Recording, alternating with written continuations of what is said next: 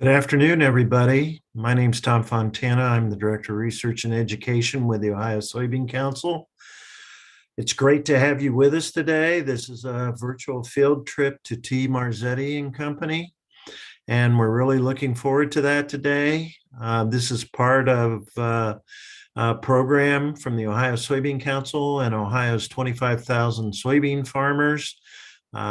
They have invested their own money to create grownextgen.org, which is our education platform. And as part of GrowNextGen, we love having these virtual tours for teachers and students around Ohio and around the country.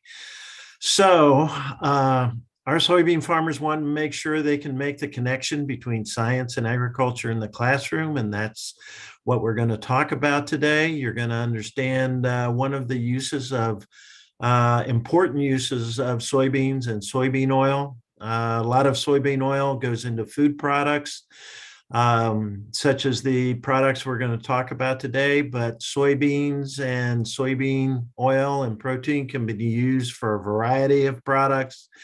A lot of food products like chocolate and salad dressing, but also to make things like roof rejuvenators, making your shingles last longer, making asphalt last longer on our roads and driveways, used for fuel, biodiesel fuel, to run our trucks and equipment, farm equipment and so forth. So I won't talk any longer. A few housekeeping notes. We're on Zoom today and the chat box will not work. So if you have any questions and you're on Zoom, please put them in the Q&A box and we will try to answer as many as we can. For those of you on YouTube, just sit back and relax and enjoy the show. We really appreciate our partners in this project today. Team Marzetti, you'll meet those folks here shortly. Education Projects and my co-host who will shepherd you through the process today, Heather Bryan. So I'll turn it over to Heather. Hey, everybody. How are you doing? Thanks, Tom. I really appreciate that. My name's Heather Bryan, and I'm going to help as your moderator today as we move through Marzetti's and learn all about the amazing things that they're doing there. So today, I'd like to introduce you to Jamie Hannon. She's an Associate Principal Scientist, Research and Development at T. Marzetti's Innovation Center. So Jamie, do you want to introduce yourself to everybody? Yes, welcome to the T. Marzetti Innovation Center. My name is Jamie Hannon. I started my career, I went to undergrad at Wright State in Dayton, Ohio for chemistry. And then I worked for a year as a chemist, doing some encapsulated powders with fragrances. And then I went to grad school at Ohio State for food science and technology with an emphasis on food chemistry. And then I got the job here at Marzetti, and I started food scientist and have worked my way up. And now I'm an associate principal scientist working on dressings, dips, and other sauces. So this is our innovation center, and we have 8 labs here in this building. It is 45,000 square feet located in Lewis Center, just north of Columbus, Ohio. And we house about 80 research, development, engineering, and quality employees here. And we'll see some of the different spaces throughout this building today during the field trip. We have some open concept workspaces, and then we have lots of different meeting rooms and conference rooms, and then warehouse space and shipping receiving docks. So Marzetti's story we started out as a restaurant founded by Teresa Marzetti there in the top right corner. And it was a 4-star restaurant liked by everybody in the Columbus, Ohio area, especially Ohio State students. And then the woman there on the right is Catherine Hill. She worked for Marzetti for 69 years. She started at the restaurant as a dishwasher, and she then moved her way to food prep and became a baker. And then she started making salad dressings. And so eventually above the restaurant, they started making and bottling salad dressings for their patrons to take home.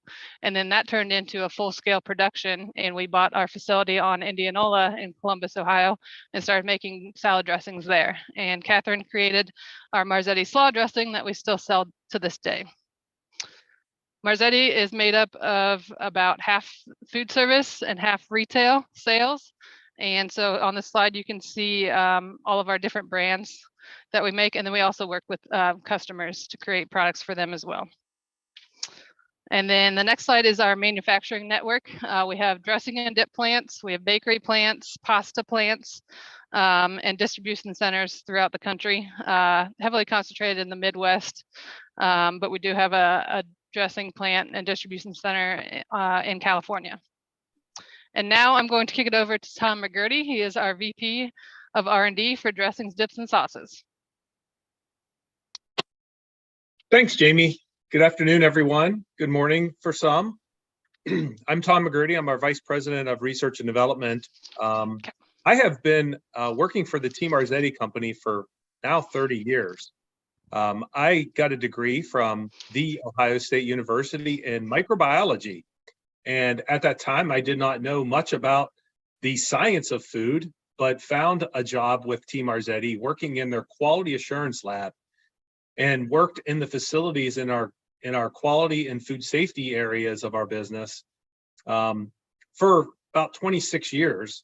And then I moved over to our research and development side, leading our team on the dressing and sauce side for both our food service and our retail side of the business. It's my pleasure to do the maybe not so fun part of this field trip, which is giving you some of the science and some of the education behind salad dressings. Hopefully, many of you have tasted salad dressings and know how great they taste. But for us here at our Innovation Center, we can't start with just thinking about that great taste. We have to look at dressings in a little bit different way. And it's kind of like building a house. You have to have a foundation before you can think about those great tastes. And so when we look at a salad dressing, we actually break it down into 4 components. How are we going to make that salad dressing physically stable? How are we going to make it chemically stable? And how are we going to make it microbiologically stable? So how are we going to make sure it stays either thick or thin? How it doesn't change maybe color over time? And how do we keep it from having any of those microorganisms grow in our products that will make them not as tasty? Once we have all those components thought about, we can then think about what we call organoleptic properties. And that's just a really long, big word for how good we can make it taste. So if we are thinking about all those components, we start with very basic categories for salad dressings. We'll know how important that oil is to our product, and I'll show you a little demonstration of that. But we also have acids. Many of that is thought of as vinegar. We use things to be sweeteners, and then also we have saltiness. Some other things that we'll talk a little bit more in are stabilizers. And then we obviously incorporate a lot of different products to give us different colors and different flavors to our products. So at its core, salad dressings use a lot of soybean oil. It's very important to us. Just to give you a little bit of an idea of how important it is to us, we start with maybe the biggest number, which is 200 million pounds of soybean oil we utilize each year. We get those in tankers that you can see pictured below, and those tankers hold about 6,000 gallons of soybean oil. Now, to compare this to actually the soybean production, most people talk of soybean production in bushels. There are about 80,000 seeds in 1 bushel of soybeans.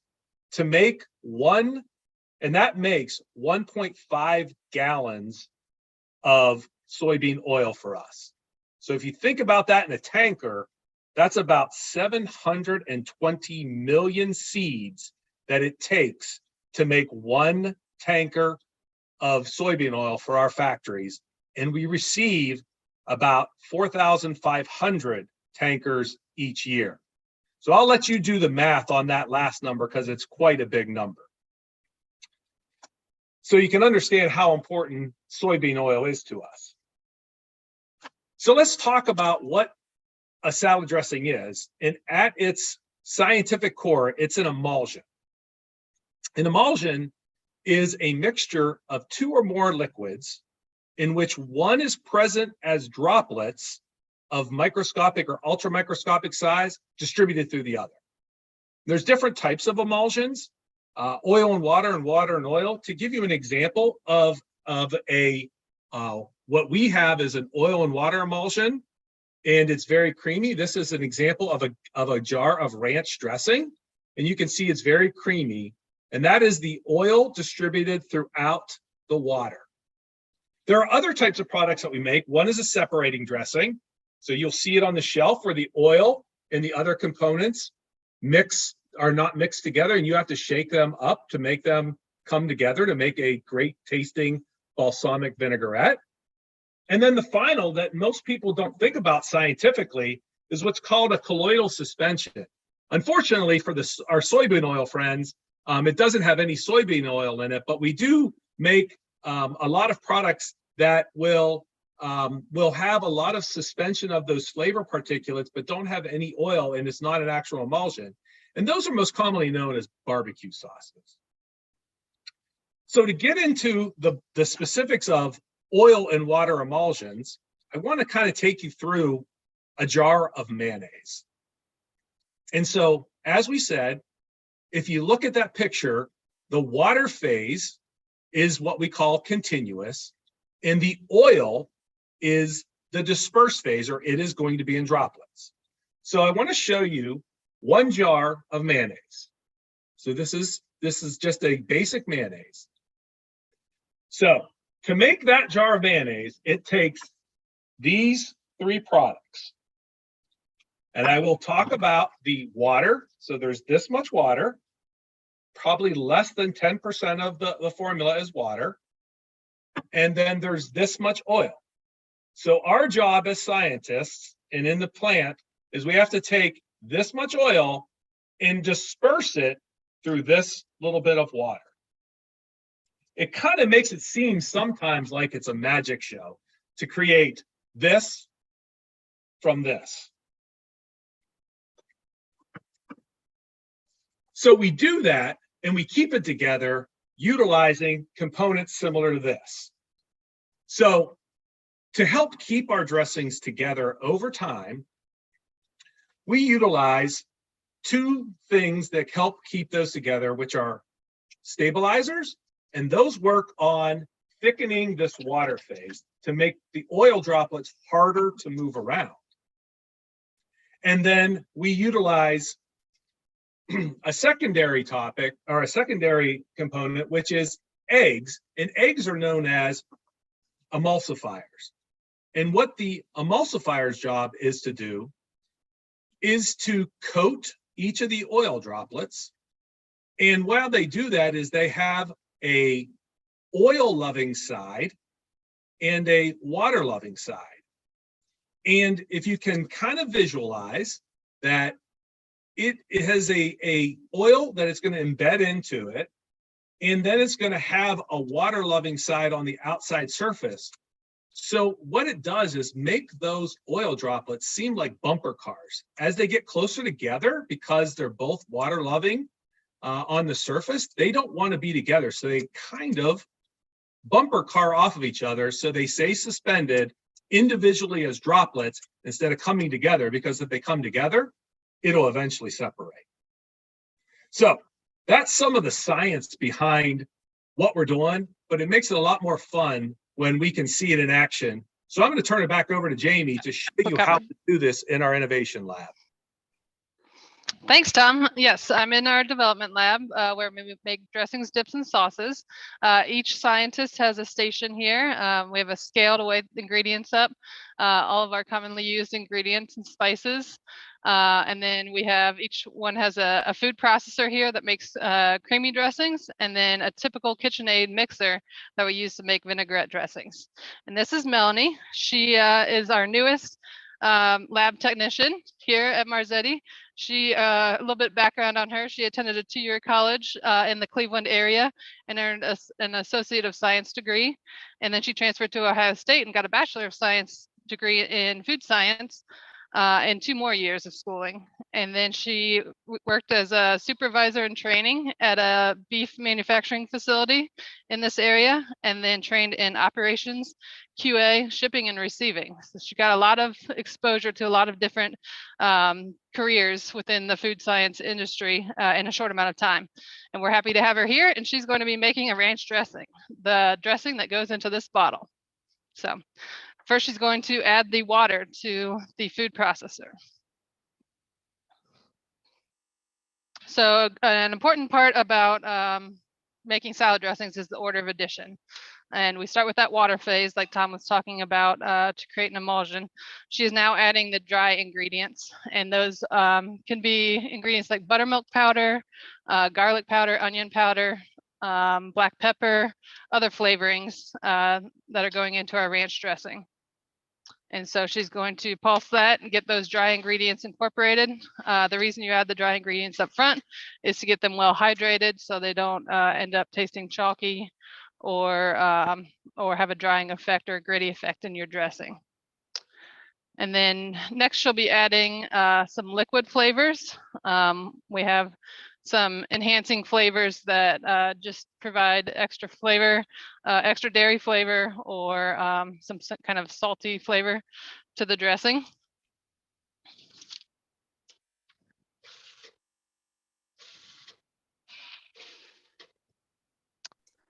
And then the next step she's going to be starting will be the xanthan gum hydration.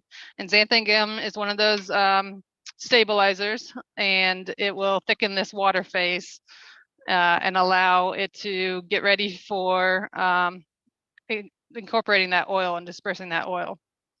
So the reason we hydrate the xanthan gum into oil first is that it likes water, and if you just dump it into water, it's going to clump up into little gum balls, and no one wants that in their dressing, to find a gummy, squishy glob. So we hydrate it and disperse it throughout the oil first, and then add it to the water phase so that we can get its maximum functionality. And then after she adds that, it's going to need to hydrate for 3 to 5 minutes to fully thicken that water phase. Jamie, while she's doing that, we have had a couple of questions that have come in that Okay. Students are really curious about with you. So they're just curious, kind of how you got started and what kinds of dressings. Do you have just a number of dressings that Team Marzetti's makes on a yearly basis? Wow. I don't know about that's on a yearly one. basis. Yeah. As far as a little bit more about my background, I always liked science and math growing up. And I really liked chemistry in high school, and decided to go to Wright State for chemistry, and have discovered food science while I was in school. I didn't know about it as a kid, so I'm happy all these kids are learning about it right now.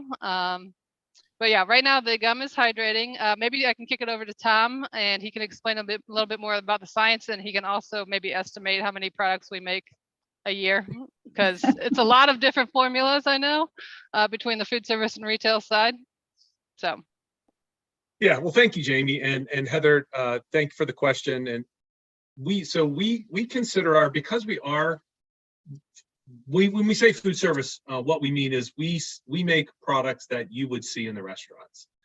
So we make a lot of restaurant products. So because we do that, we do consider ourselves a custom formulator. So what that means is that we don't make just one ranch dressing. We probably make about 50 or 60 different varieties of ranch dressing that you will see either on the shelf with our name on it, or at one of your restaurants where we're making that for them.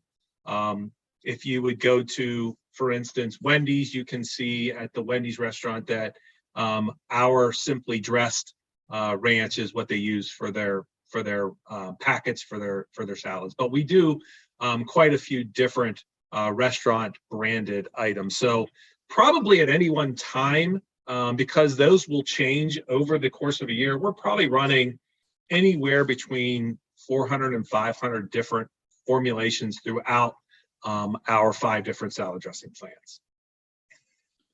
It seems like you guys are very, very busy. You're doing a great job. We've had a lot of different questions about flavors and some other things. I think that I'll go ahead and we'll try to answer live later, if that's okay.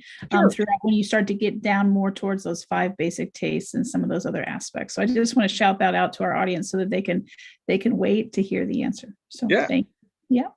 So just very quickly, while that gum is hydrating, because we do a lot of work for food service, and we want to make sure that everyone enjoys our products. For us, food safety is very important. And we want to make sure that we aren't causing any issues with anyone as they eat our products. So we do a lot of work in the way we formulate. And the best way that we can understand food safety is actually using the pH scale. So probably for some of you, you've started to work in understanding the pH scale, with 0 being the most acidic on the scale and 14 being the most basic on the scale. And then 7 is neutral, which is basically where water usually is. So salad dressings, because they do have an acid component to it, of vinegar, you can see that vinegar is somewhere in the 3 range. Salad dressings are somewhere between the 3 and 4.6 range.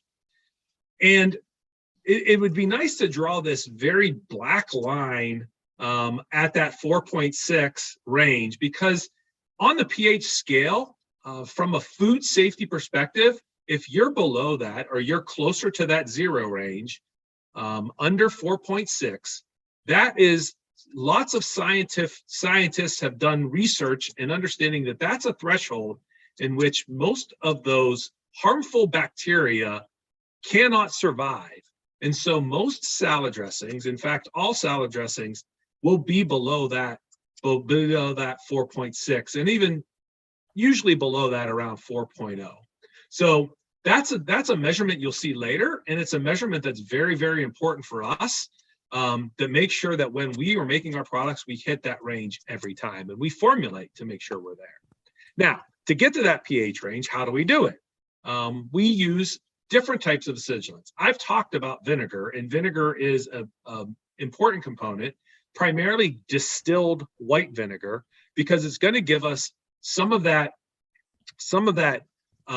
taste, but not a lot of taste. If we want to start to add taste, but also add some acid to it, we're going to be looking at things like other types of vinegars, or red wine vinegar, a apple cider vinegar, or we can move into even using buttermilk or sour cream. That gives us lactic acid, which is also an important acid. And then for some of our flavor components, lemon juice, lime juice, those are citric acids. And then finally, we use some inorganic acids, like for phosphoric, which you wouldn't use a lot in food, but it does do a lot with helping us get a pH lower that we would like to see. And then finally, from a food safety perspective, there are times in which we use preservatives. We have some of our products in which we use chemical preservatives, which are very, very effective and are in very many products. But then we also use some natural preservatives, which have some similar effects of, again, making sure those bacteria don't grow, but aren't exactly the same as those chemical preservatives. So my hope is that we've talked long enough that gum is now hydrated, and we can move on to seeing the rest of our salad dressing being made. So I'll kick it back over to Jamie. Yes, the gum hydration just finished, so our water phase is nice and thick. And now Melanie's going to finish making the dressing. So next she's going to be adding the sugar and salt. So these are part of the 5 basic tastes. Sweetness is coming from granulated sugar in this dressing, but we could also get it from fructose, glucose, high fructose corn syrup, honey, agave, several different ingredients. And then saltiness is another basic taste. Here we're getting it from just granulated salt, but it can be naturally occurring in several different ingredients as well. Next, she'll be adding the vinegar that Tom just talked about, and that's going to add some sourness to our dressing. In this case, it's just straight vinegar, but we also use citric juices like lemon juice, lime juice, and other ingredients. And then the other 2 basic tastes are bitter, that you could get from black coffee or dark chocolate. And umami is really a savory, brothy, meaty type flavor. We do use some yeast extracts in products where we want that savory, meaty type flavor. Often we used to use MSG a lot. It's not considered as clean label for some customers now, so we replace that with more natural, other types of natural ingredients to get that savory, mouth-watering type effect. And then the next component Melanie will be adding is the egg, and this is the emulsifier for our ranch dressing. And she's adding all these as it's mixing to easily disperse through that hole in the top of the food processor. So here in the lab, we do research and development, and you might ask, like, how do we come up with what formulas we develop and stuff like that? And it's really with work with our customers or our brand team internally. And we look at food trends, and we look at what our manufacturing network can make and what would be best for our customers. And we develop solutions that deliver great taste while meeting clean label, health, nutritional, cost targets. And then we also provide technical expertise. So taking this product here into the manufacturing plant and ensuring that it translates and makes that bigger batch the same way we can make this smaller batch here in the lab. Next, Melanie is going to be adding the oil. So we're going to be creating the emulsion now. So she's going to be pouring it slowly in. And that blade that's spinning around in the center of the food processor is going to chop up that oil into oil droplets and disperse it throughout that water phase. And that xanthan gum that we added to thicken the water phase is helping the process. And the egg that we added is helping the process of creating this emulsion. And before the oil was added, our dressing was kind of a creamy yellow color because of the egg and the other ingredients. And after, it will be a bright white color. And the smaller you get those oil droplets in your emulsion, the whiter your product will be. Jamie, really yes. quick to interrupt. We do have a great question here from Erica. She would like to know, her students would like to know how your recipes have changed over the year as technology and science has improved. Yes, great question. We used to use a lot of artificial flavors and colors. They're very good for stability purposes. They work really well. They aren't affected by light or aging and things like that. And now the demand is for a lot of clean label type products. So we use natural alternative versions. So we would use something like a fruit juice to color, a concentrated fruit juice to color dressing instead of an artificial color. Or we use natural flavors, or we use natural antioxidants to protect against off flavors during shelf life. So our labels have definitely changed over the years because of consumer perceptions and new technology that's been developed. So yeah, designing our custom formulation here in the lab. First, we want to say what is the desired flavor, and then second would be the consumer expectation or the customer expectation. So do they have rules of ground clean label and certain ingredients we can use and not use? Go ahead and pour it. Oh, yep. Last she is adding the parsley and the black pepper for our visual particulate and also a little bit of extra flavor. We add those last so they don't get chopped up by the blade. Especially things like making a blue cheese dressing, those blue cheese chunks you want to add at the very end so they don't get chopped up throughout the dressing. But yeah, designing our custom formulation, we got to look at the storage. Is it going to be in the refrigerated section of the grocery store and the produce section, or is it going to be on the ambient grocery store shelf? What is that shelf life? We develop dressings that are usually 9 to 12 months is the shelf life that they need to last for. So that's very different than developing a dressing for a restaurant that's going to be used within the week. So it's hard to capture that fresh flavor when it needs to be stable on the shelf for so long. And then cost target, of course, everybody's always concerned about costs. And this year with inflation of ingredients and things at the grocery store, cost has been a huge concern. And then finally, nutrition parameters. So everybody wants lower fat, lower calories, lower sugar, lower sodium, but doing all those things takes out flavor. So how do we balance that good flavor with meeting those nutrition parameters?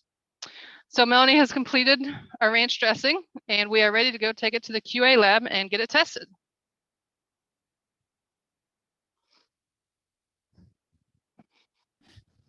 Hey, Jamie, as you're walking over there, I'm just going to ask you a few more questions. Okay. One of the questions, this is just a personal question, but what's your favorite salad dressing? The students would like to know. Good question. Of the basic, like core dressings, my favorite is honey mustard.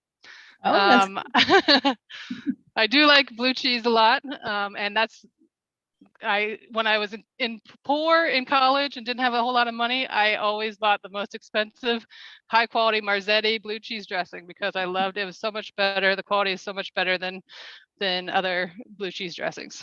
So good to know. All right, this is Isaac. We are in the QA lab, and oh, I forgot my bio sheet on Isaac. I'll be right back and do that in a little bit. But this is the quality assurance lab. So here they evaluate products and raw materials that we make at the Innovation Center, plus raw materials and products that are sent in from our plants. And they conduct improvement projects, ensure facility and process compliance, maintain food safety quality programs in our plants, and they manage customer regulatory and certification requirements. So Isaac is going to take our ranch dressing and he's going to perform multiple different quality assurance tests. The first one being pH, and he's going to measure for acid and salt as well. I'll be right back.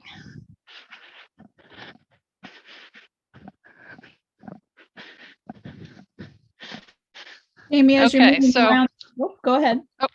I was just gonna say, so Isaac has a Bachelor of Science in Biochemistry from the Ohio State University, and he started his food science career in QA at Marzetti at our Indianola plant, but he has worked at all 3 Marzetti plant dressing and dip plants in the Columbus area.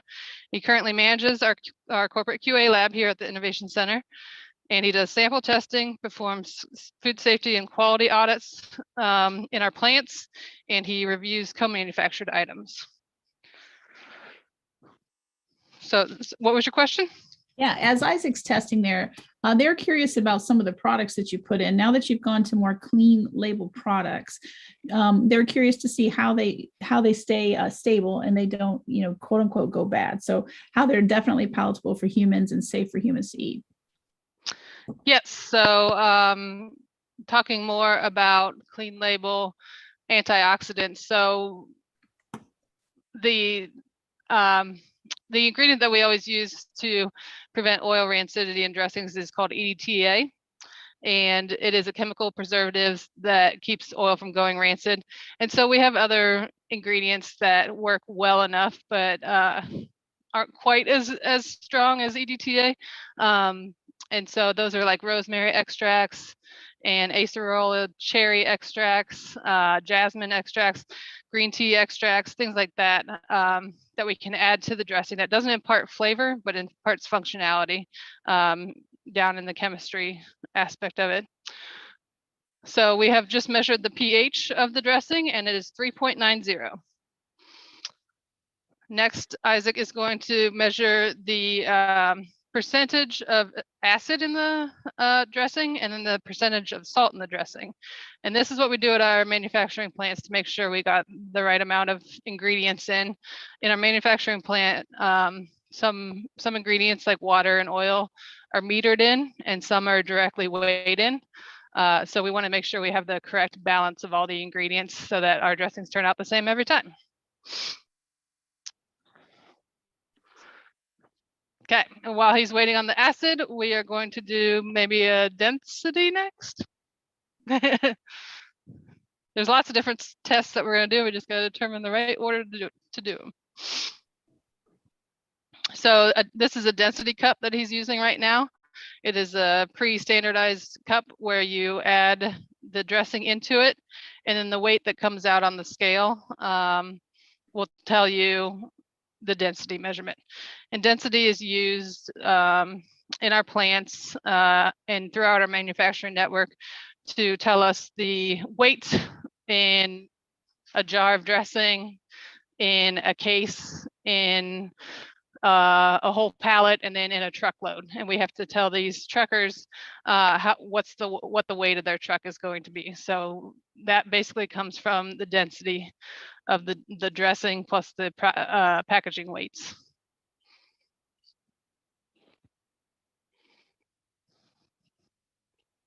Now he's entering the test for salt.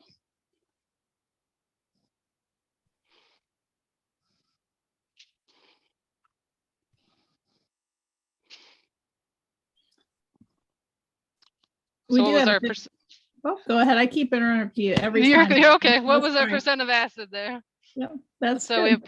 we have 0.71% acid in this ranch dressing. That's on the lower end of the products we make. This dressing won't taste very acidic and sour. It'll be just nice and smooth and creamy, which is what you want out of your ranch dressing. So just to piggyback with that, we have a quick question here.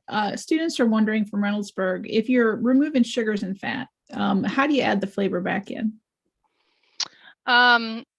That's a good question. So you're removing sugars and fat, so then you're going to have to fill the dressing back in with something else. So typically we fill it back in with water, but then we add other flavoring components on top. So like natural flavors, things like yeast extracts that add that savory umami flavor, or other things like that. That is what we would add back in to build that mouthfeel and that flavor back in. Next, let's see, I'm gonna do bricks. Mhm.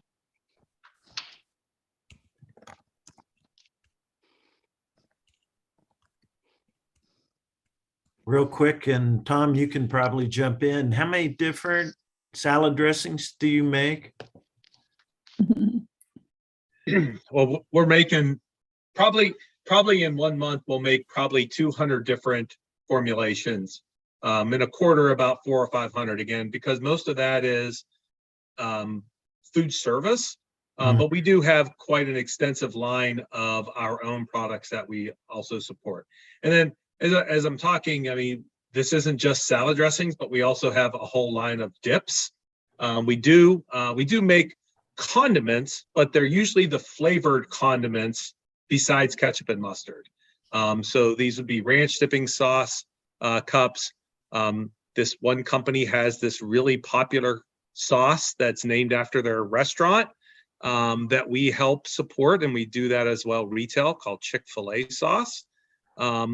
And we do also some other dipping sauces, as well as we sell quite a bit of a caramel apple dip that you can dip your apples in. That's all the apples are in season now, and so our caramel dip is very, very, very popular.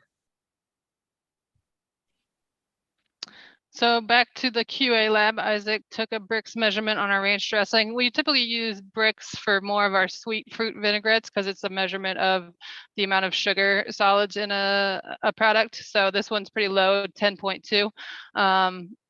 So we wouldn't typically measure Brix on a ranch dressing, but we just wanted to show you the test. All right, the salt measurement just came in. 1.74% salt in this product.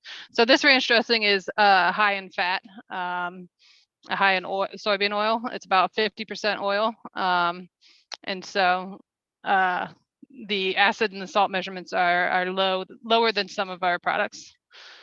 Okay, next Isaac is going to be doing some viscosity measurements that measure the thickness and flowability of this dressing. So first he's doing a Bostwick, and the way he does that is he's going to fill up, he makes it level first, and he's going to fill up this little reservoir here. And then it'll run for 30 seconds, and it'll run kind of down this ramp, the scale. And the number of centimeters that it travels in 30 seconds is our viscosity measurement. Are there any other questions I can answer during this time? Yeah. Here's a great question for students in food science classrooms. So this is from the Global Impact STEM Academy. As you're measuring your product, how should students evaluate the data that they collect? So, they want to make sure that they are modeling and getting ready for college. And so what are some tests that they can do, and how should they evaluate those tests? So when we initially develop a dressing, we test it several different times, and we develop the specification. So everything has a range that we set. pH would be a range of, say, if the pH is 3.9, we'd set it at 3.7 to 4.1. And so we would want to consistently test within that range. And same for all the other measurements, is we set the range. And so ensuring that you're accurately following the procedure for running the tests, and then ensuring that the product is made consistently and is testing within those specifications is kind of how we make sure we're doing it right. So I can maybe add to that. For students at home, the number one parameter to test is pH, because pH is going to tell you whether it's safe for others to eat. But if you have some of the equipment, or if you have the ability to titrate, what we are doing is we formulate to the taste profile we want, and then we use this equipment to tell us objectively that we added everything correctly and it gives us the taste we want. So the number one way people know that they've made something right is to taste it, and it tastes the way they want it to. And then we put numbers to it. As Jamie is saying, we assign values so that we can put an objective measurement so it's not subjective to everyone's taste buds. So Isaac finished our Bostwick viscosity measurement, and then he proceeded to do a Brookfield viscosity measurement. It's This uses different spindles and speeds that the spindle spins around to capture the resistance of a thicker or thinner dressing. So the more resistance, the thicker the dressing is. That's okay. This one we just set a Bostwick spec normally, the one with the travels down and we get the centimeters.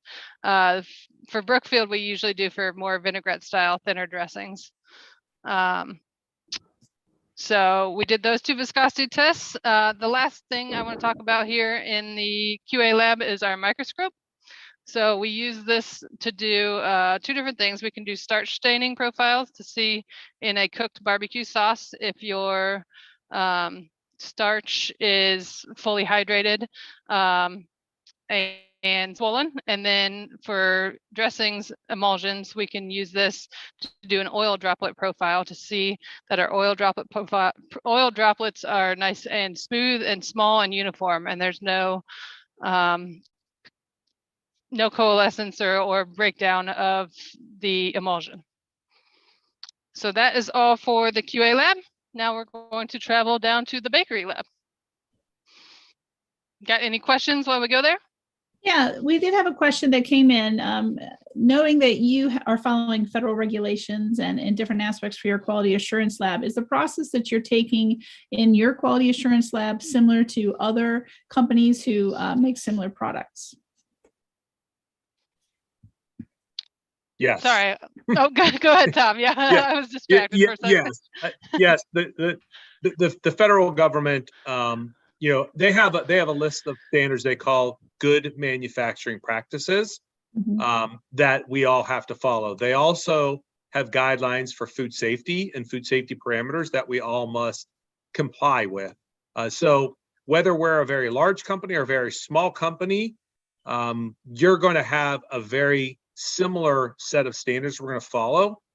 This level of sophistication will change. To give you an example, 30 years ago when I started, those fancy pieces of equipment called titrators, they weren't being used in our company. I had a long tube that I had to titrate down and wait until the white ranch dressing turned a little pink. And that told me when I reached my endpoint. So I did an acid Bates titration by hand that now you can do by a titrator. So the level of sophistication will just change with different manufacturers of different sizes. Okay, so now we are outside of our bakery lab. Haley is one of our bakery scientists and is making some dinner rolls right now. Within the bakery lab, we have lots of medium to small size equipment that then translates to our different bakery plants. So they use things like mixers, dividers, and forming equipment, sheeters, cutters, proofers, ovens, and then they do some different post-baking activities like panning and adding toppings and fillings. So most of their work is done within the plants using the plant scale equipment, but they are able to do some research and development within this lab and then translate it just like we do on the dressings and dips and sauces side. Next up will be a grain and dough video of our sister Schubert's plant. We have some shots of the rolls that are made at that plant. So these are the dough pads that are already cut, and then they are baked, and now they are transformed into the dinner rolls, and they're going through all these racking, and that's a cooling tunnel there, or cooling rack there. So as they're traveling up and down that rack, they're cooling. The woman there on the left is Patricia Barnes. She is actually Sister Schubert who developed these rolls, and we now own that brand. They're packaged in those bags there. All right, next we're going to travel to the packaging space. So we develop our own packaging. Here we have a packaging R&D team, and that looks at all the different types of packaging options. So this is some of their equipment here that they use measure thicknesses, do some induction sealing in the lab here like we would in the plants, and kind of create our own packaging. Here are some empty examples of some of our packaging. There's also a slide of some of the different packaging we develop and can package into within our plants. So we have some empty bottles here. This is actually a sleeve label that goes down over the bottle, and then is there's heat used to shrink it over the bottle and have that nice clear appearance on top of the bottle, and so you can see the dressing inside. And some different types of boxes, cartons that we develop. We develop everything from the food contact packaging to the outside packaging. So lots of different options that our packaging scientists work on here. And then if there's no questions about that, I'll kick it back to Tom to talk about some other departments within this building.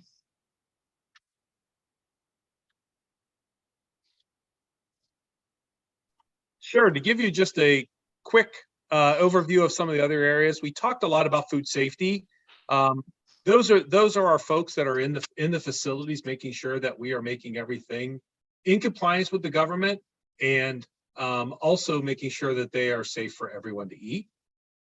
We also have particularly a microbiology lab, and their job is to do very similar testing that you saw Isaac do, but all related to microbiology. So they're going to be looking to make sure microbiologically that our plants are clean. So they actually do testing to make sure there's no microorganisms in our products or in our plants.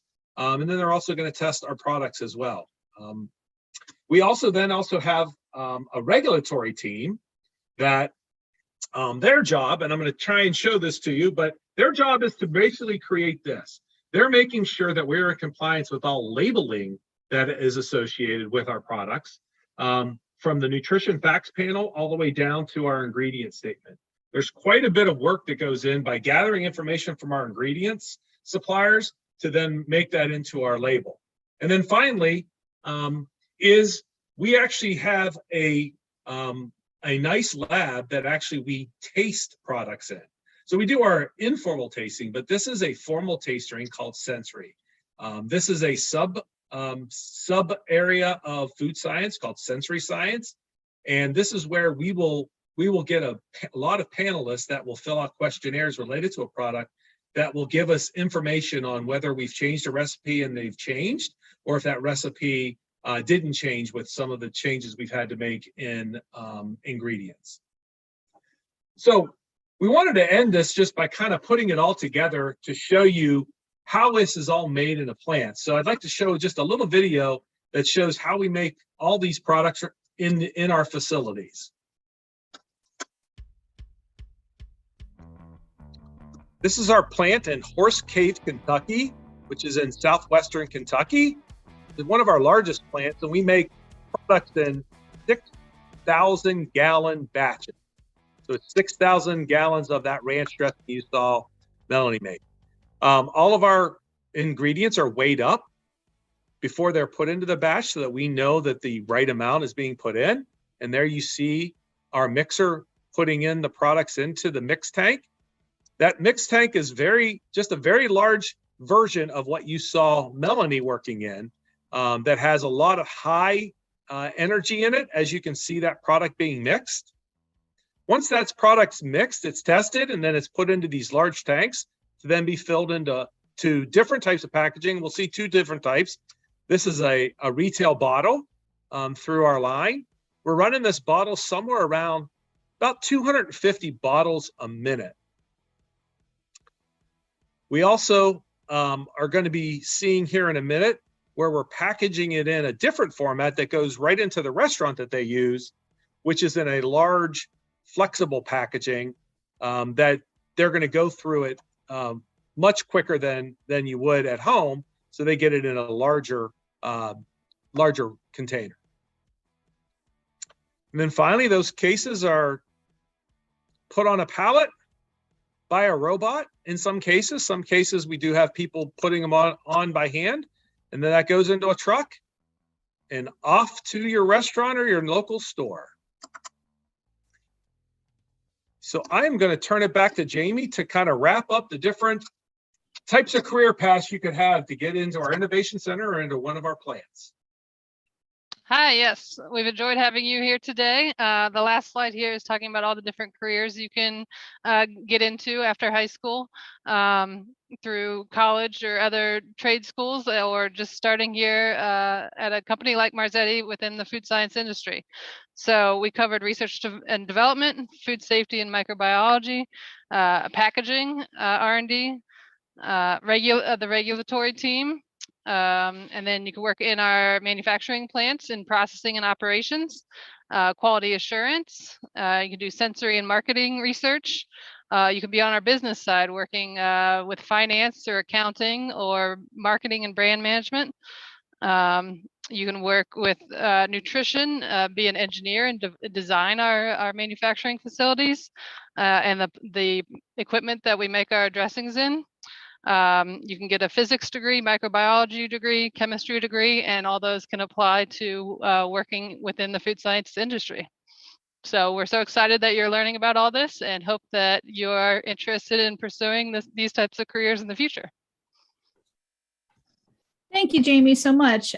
Both you and Tom, this was really a fantastic resource. For the audience out there, we had so many questions and just not enough time to answer every single one. So we'll try to compile some of those questions for you and be able to send them out to you as well.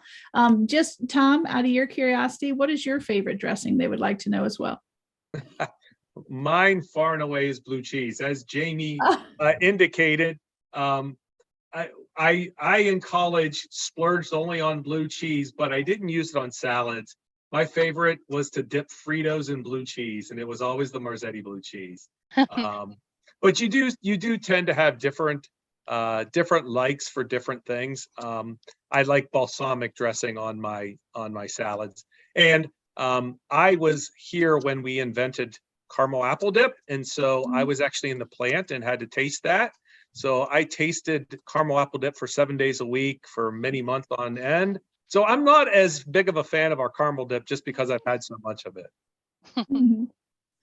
Oh, goodness. Well, thank you guys so very much. It was really very educational, and I'm kind of blown away by all of the different career opportunities that are available within the food science industry. So you guys did an excellent job at showcasing everything that happens there at the Innovation Center and really opened my eyes to just the cool science and technology that is a part of your company. So thank you so very much for being a part of our virtual field trip today.